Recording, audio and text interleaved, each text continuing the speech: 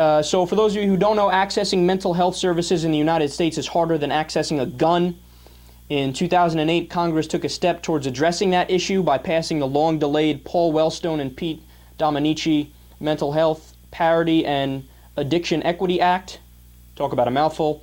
Which required most health insurance plans to start treating mental health services in the same way they treat all other medical care.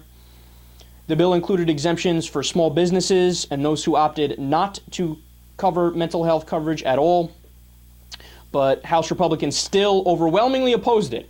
So the Republicans go out there, talk about, oh, look at Obama. He wants to, restrict guns when he should be focusing on mental health. What's wrong with him? Obviously, we're the reasonable ones who want to talk about mental health.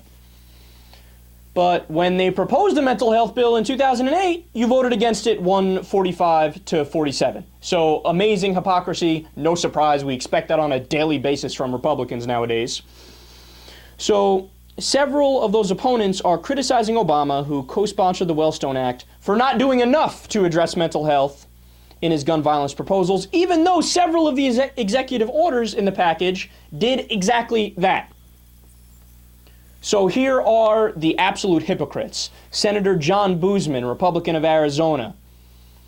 He said, quote, "Firearms are the tools, not the cause. If we are serious about reducing gun crimes, we need to get to the root cause, which includes addressing mental health issues in our country. That is where we need to focus on finding a solution." Of course, this is a guy who opposed the mental health bill. Representative Joe Barton, Republic of Texas, same thing. Talking about mental health now, opposed it in 2008. Representative Marsha Blackburn, same thing.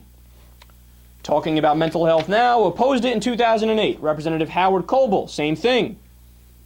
Representative Ander Crenshaw, Representative Louis Gohmert, who's always on the list of dumbasses, Representative Tom Latham, Representative Tom Price, Representative Mac Thornberry.